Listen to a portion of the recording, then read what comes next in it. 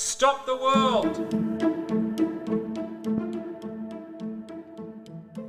I was in Kiev when Russian troops tried to circle it, and I remember very clearly how international organizations and embassies evacuated their personnel. They leave us alone. But ordinary people remained, and ordinary people started to do extraordinary things. And ordinary people in other countries started to do the same. And they start to urge the governments to help Ukraine. They start to express this common sense that we don't care about geopolitical interests. Russians are doing unhuman thing. You have to stop it. Welcome to Stop the World, the ASPI podcast. I'm David Rowe. And I'm Olivia Nelson. Now, Liv, we don't often get to speak French, so I'm kicking off with the word chevauché. It's a medieval term that describes a scorched earth policy, which Edward III and his terrifying son, the Black Prince, used in France in the 1350s and became a common tactic during the 100 Years' War. Basically, it meant destroying everything in your path, including civilians, their villages and their crops, in order to demoralise your opponent's population and undermine the trust the people have in their monarch. It was a way of saying, in effect, your king cannot protect you, so you owe him nothing by way of your loyalty. Fascinating, if depressing, and I'm guessing your point here is that it has echoes today. Exactly. As today's guest explains, this is what Vladimir Putin has been doing in Ukraine. In fact, he's not just trying to undermine trust in Kyiv, but trying to undermine trust in democracy and the international system of rules. And today's guest, Oleksandra Matviichuk, is trying to restore some of that trust, and we're honoured to have her on the podcast. Oleksandra is a Ukrainian human rights lawyer and head of the Center for Civil Liberties, which won the Nobel Peace Prize in 2022 for its work documenting war crimes by Russia. Oleksandra talks about Ukrainian resilience and morale, the need for a just peace, the collapse, as she sees it, of the international order, and the regressive world order that countries like Russia, China, Iran, and North Korea are trying to create. She also talks about her own experiences and work, the documentation of Russia's war crimes, the scale and nature of those crimes, and a warning to listeners that some of it is awful, the need for a new approach to international justice, and why Ukraine is fighting not just for itself, but for all of us and for the future of the free world, which I must say I agree with entirely. She's doing extraordinary work, and I hope that everyone listening shares this episode around, because Oleksandra's message really needs to be heard as widely as possible. So with that, here's Nobel Peace Prize winner Oleksandra Matviichuk. Welcome everyone, I'm David Rowe and I'm here with Oleksandra Matviichuk.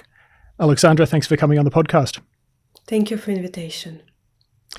So I do want to talk to you about your work documenting human rights abuses by Russia and your view on the need for a just peace rather than a peace at any price. But first, I just want to get your perspective on the situation as it stands right now. Ukrainians must be worried about the concessions they might be forced to make given Donald Trump's apparent desire for a long-term relationship with Russia. Vladimir Putin shows no sign of being prepared to make concessions. He's clearly going to keep pushing as hard as he can. And the question of a long-term security guarantee for Ukraine is very uncertain. You live in Kyiv, you're there right now. What's the mood among Ukrainian people right now? People in Ukraine want peace much more than anyone else. But peace doesn't come when country which was invaded stop fighting. That's not peace, that's Russian occupation. And Russian occupation is the same war, but just in another form. People in Ukraine know that Putin started this large-scale war not because he wanted to occupy just more part of Ukrainian land. Putin started this large-scale war because he wanted to occupy and destroy the whole country. And go further, he dreams about forcible restoration of Russian Empire. He thinks about his legacy. And the problem is that even after 3 years of large-scale war with all human losses, Putin doesn't refuse from his goal because human life is the cheapest resource in Russian state. So people in Ukraine know that without security guarantees, we'll never receive a sustainable and a just peace. So obviously Putin is determined to keep going. But is the morale of the Ukrainian people as solid as it was, say, a year or 2 years ago? I mean, it's just hard to imagine. I mean, most of the rest of the world, I have been amazed at the bravery, the courage, the heart, the resilience that the Ukrainian people have shown. And yet it's hard not to imagine that, when the US support can be pulled away just because President Zelensky upsets President Trump, or at least in President Trump's mind, he's been offended in some way, and suddenly US support can be pulled away. Is that affecting people's, morale and sense of strength? For sure, it's very difficult to live during the large-scale war for years. And the mood is always up and down, because just yesterday, the Russian drones hit a residential building in Kiev and people were died. So I want to focus that it happens during this period when Russians promise to President Trump that they will not hit civil infrastructure. And immediately after this promise, just in 2 hours, I, being in Kiev, heard an ear alarm and then explosions. That's why it's very important to emphasize that while we have this mood up and down, Ukrainians express unbelievable resilience. I think we're much more resilient than even we think about ourselves.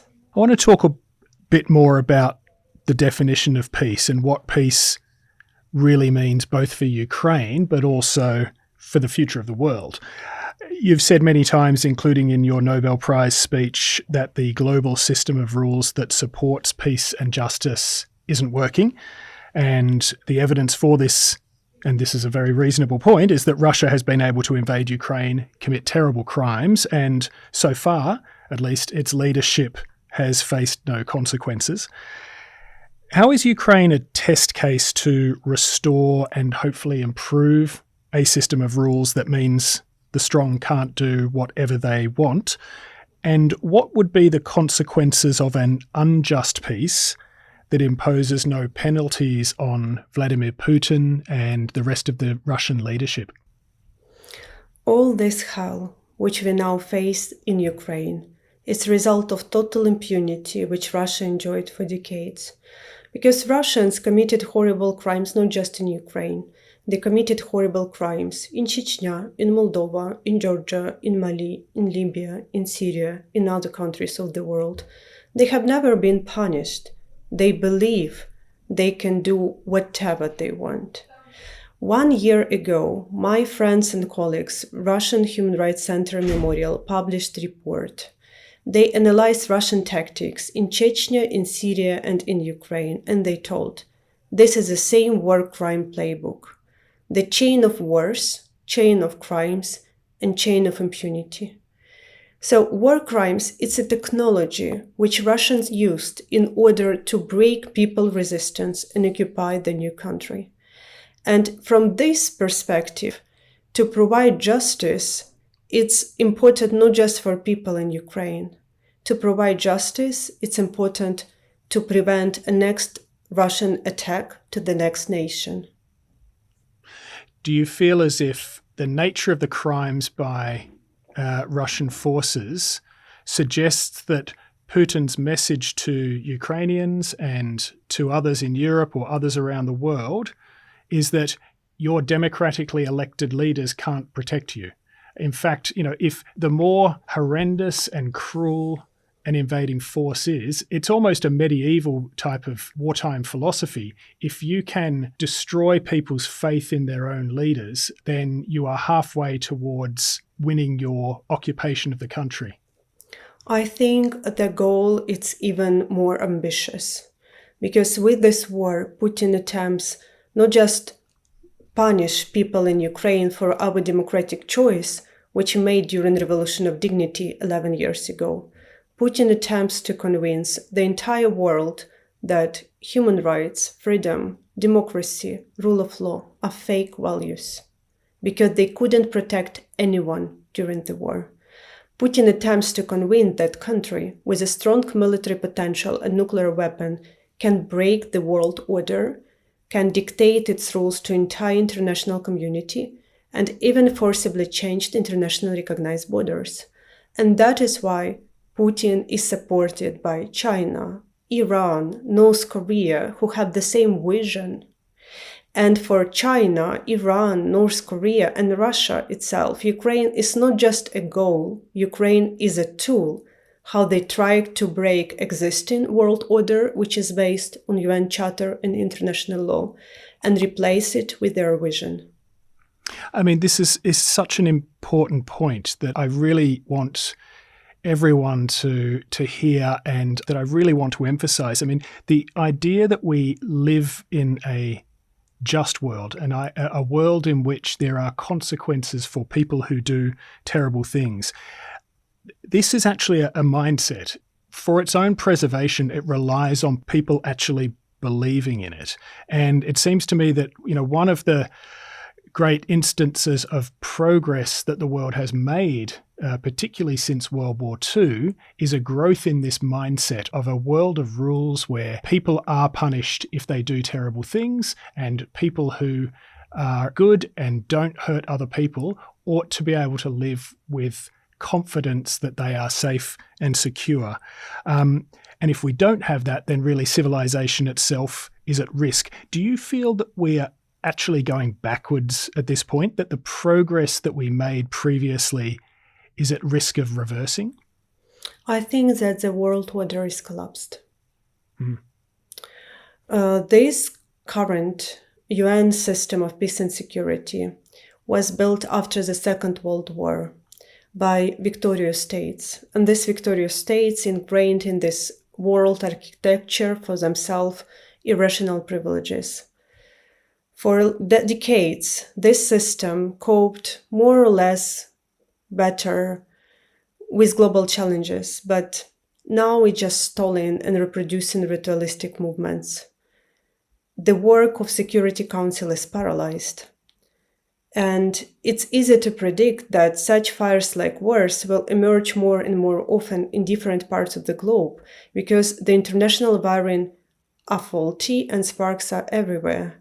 And because there are authoritarian leaders who try to challenge this system with force, and because they see this precedent of Russia, who still not punished. So in other words, the international system previously might not have been perfect, but at least it was a system that had rules and at least in some ways enforced those rules. But you think that has collapsed? I'm sure that it has collapsed, and because our human life is short, probably we'll see these ritualistic movements during all our life, but it's obvious that something new has to be merged, and we must start a cardinal reform of this system, because what Russia, Iran, China, or North Korea is proposed, it's not a new program from humankind. It's a very old vision that when you have strong military potential, you can do whatever you want. It's very old vision. There is nothing new in this idea. And the problem is that before, authoritarian leaders, even not doing this in reality, pretend that they respect a value of human life, speaking in UN General Assembly. Now we live in a world, even when leaders of democratic countries stopped to pretend to do it. When they openly said, if you have cards, you can do what you want. If you have no cards, you have just to fulfill the orders of strongest. And the problem is that we have approximately 200 states in the earth. It's not okay for 99% of the states just to follow the orders of strongest. Yeah, I agree. It's a regression and a reversal, and it's a terribly frightening thing to watch. Let's talk about the sorts of crimes that have been committed and your work in documenting those. Just give us a sense of the scale and the nature of Russian war crimes that the Center for Civil Liberties has documented. When large-scale war started, we faced with unprecedented amount of war crimes. We built national network of local documentators. We united our efforts with dozens of organizations from different regions. We covered the whole country, including the occupied territories, And working together only for these 3 years of large-scale war, we jointly documented more than 84,000 episodes of war crimes. And 84,000, it's a huge amount, but still just a tip of iceberg. Because Russia uses war crimes as the methods of warfare. Russia instrumentalized the pain and trying with inflicting pain and suffering to civilians to achieve its goal. What sort of war crimes are we talking about? What are the most common that you are documenting?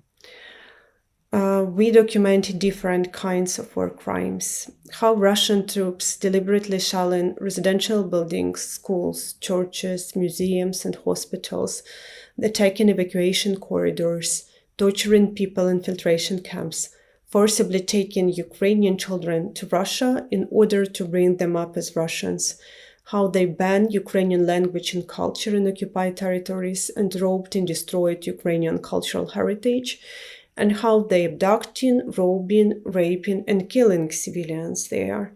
And the problem is that being a human rights lawyer, knowing pretty well UN system, Council of Europe system, OSCE system, the norms and standards of international law, I have no legal tool how to stop it.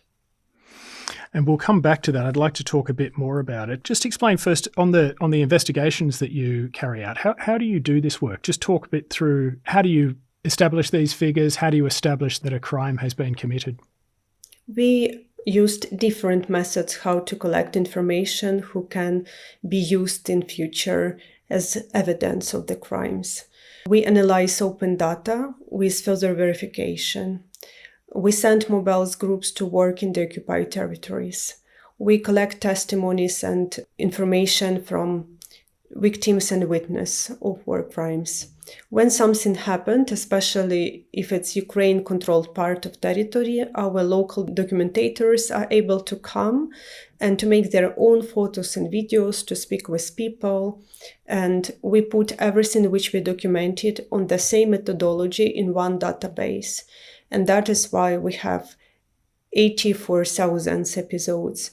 We open this information for International Criminal Court. We closely cooperate with UN Commission on Inquiry, which was created by UN Human Rights Council, with experts from Moscow mechanism of OSCE, with national legal enforcement bodies, because we are not able to make 84,000 investigations or to all individual cases which we document, to identify perpetrators and to collect evidence appropriate for the courts, but we collect information about facts of crimes, which is a basis for such investigations.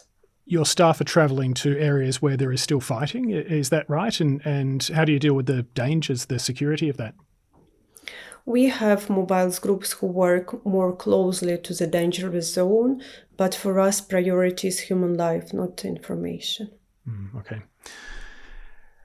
Tell us a bit about you. I mean, how did you get into this work? How did you become a human rights lawyer? And how does it affect you personally? And how does it affect your staff personally?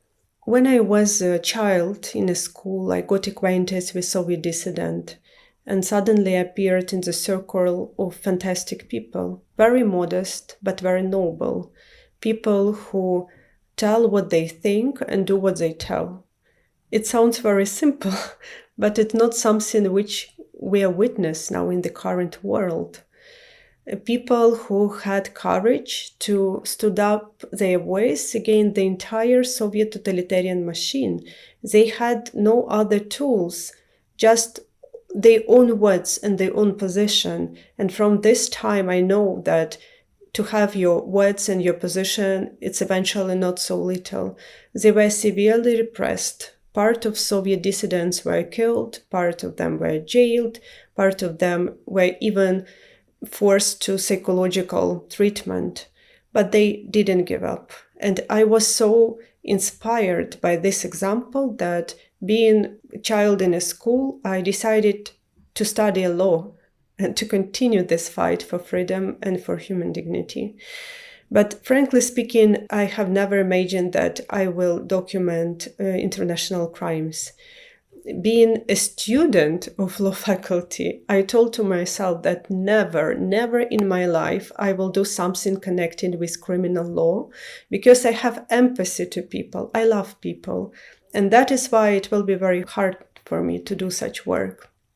But when the war started, and war started not in February 2022, but in February 2014, we was the first human rights organizations who sent mobile groups to Crimea and to eastern regions of Ukraine.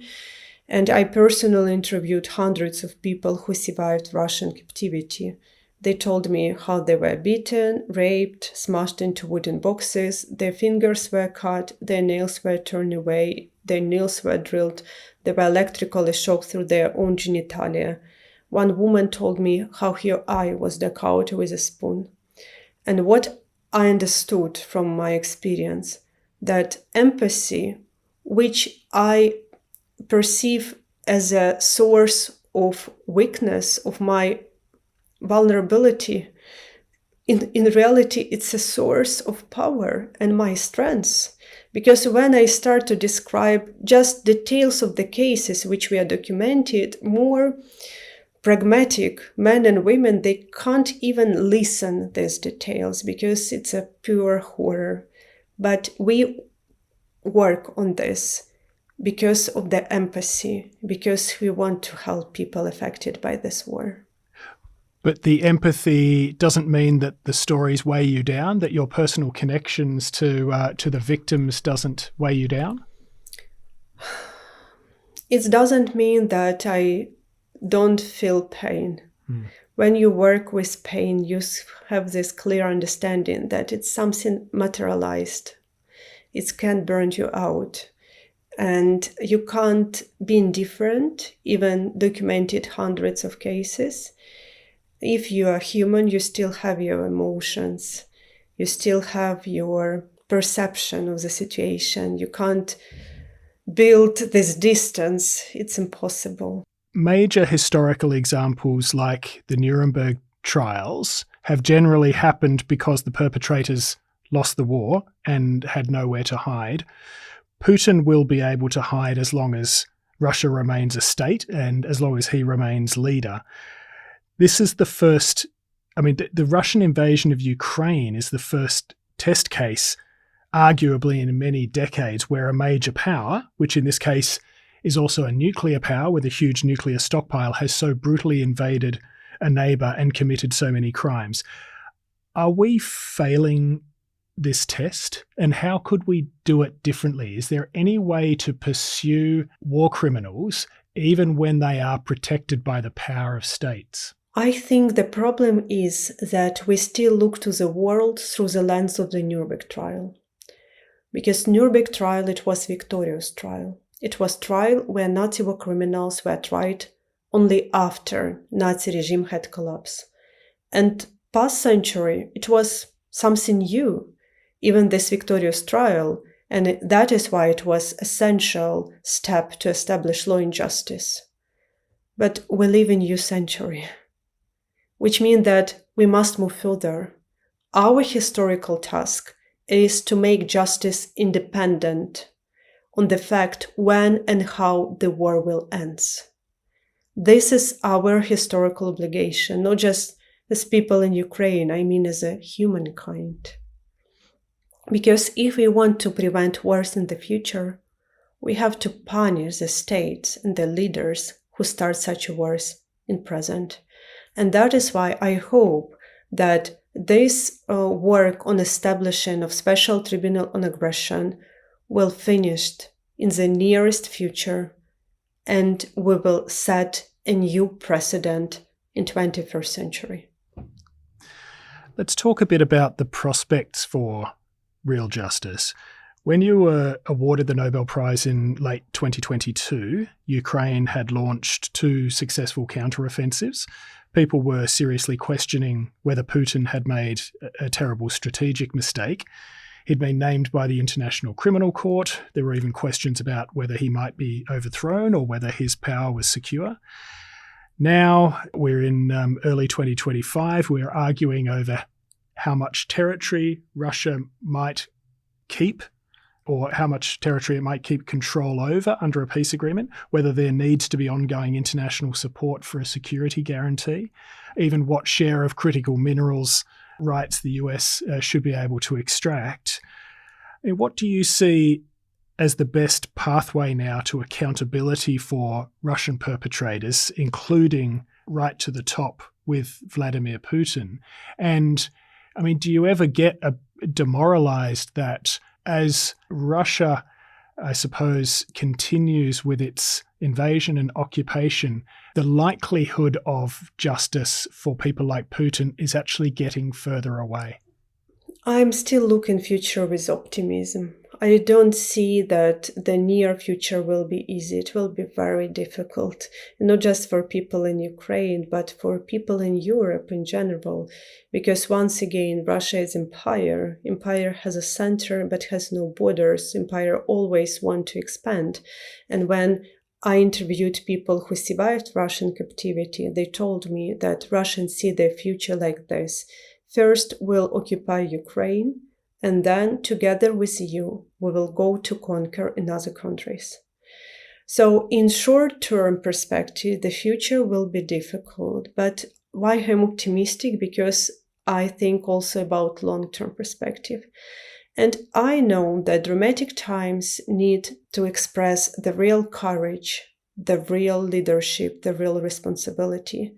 And the history from the long-term perspective will be very critical to current politicians who focus on natural minerals, on possible territorial concessions, on shaking hands with aggressors, but not on human dimension.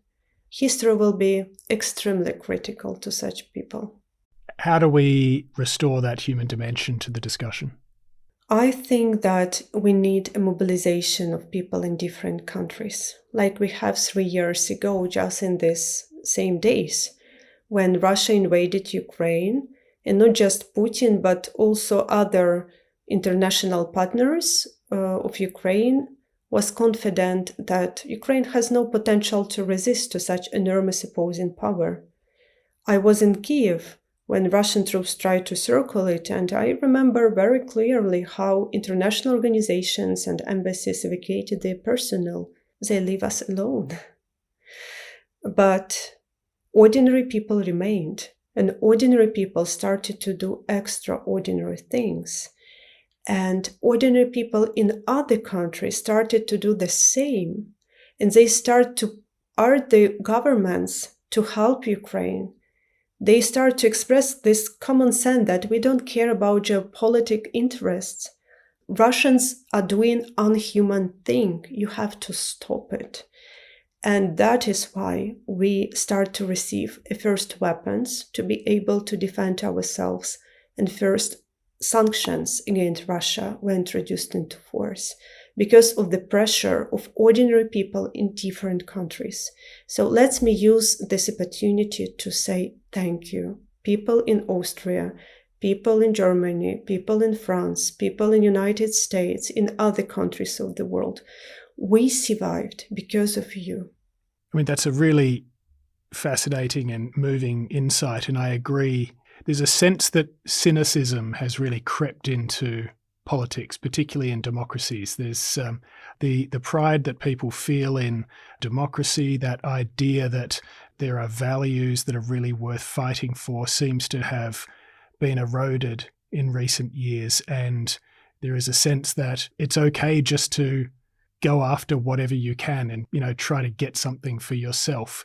I think that's a really moving idea. What would you urge people to do? And appreciating the thanks that you're expressing to listeners and other people around the world, what would you like to see ordinary people doing now? What can someone listening to this, what can they do to help? I think that we all have to realize that we live in historical times when the world order is collapsing before our eyes.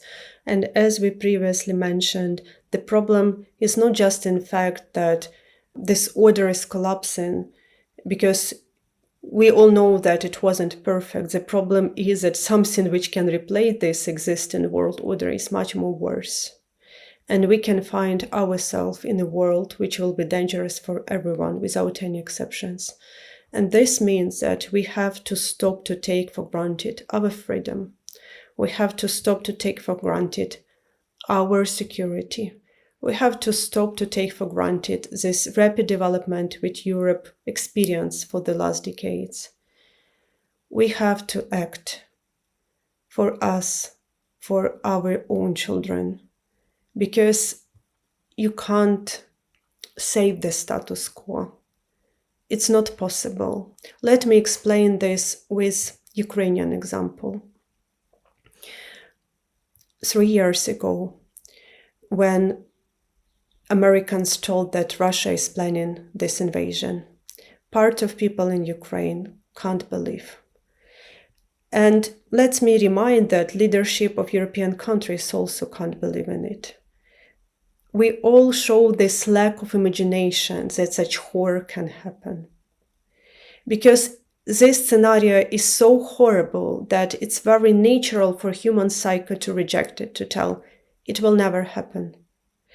And what I witnessed last weeks before large-scale war started, how part of people try to switch off the news from TV, try to isolate themselves of any disturbing thing, try to preserve the status quo which they have. But they failed. Because regardless whether or not you turn off the news or trying to isolate you from disturbing information, the future will come. It's inevitable. So it's much more pragmatic, much more healthier to take responsibility and start to work with future, to have such kind of future which we want for us and for our children. And returning to your question, I'm not a person who will tell people what they have to do. But what I want to deliver, that we people in Ukraine, we still need your support. We still need your support, especially this moment when it will be crucial for Russia to understand that they have not just to postpone their goal to occupy and to destroy the whole Ukraine and go further for several months or for several years, but that it's impossible for them to achieve such a goal. And that's a terrific message to finish on. Oleksandra, thank you so much for your time, for speaking with us, and let me congratulate you again on the work that you're doing and wish you and your staff all the very best. I really hope that you can continue your work successfully and that you can achieve the justice that the Ukrainian people deserve. Thank you very much. Thanks for listening, folks. We'll be back soon with another episode of Stop the World.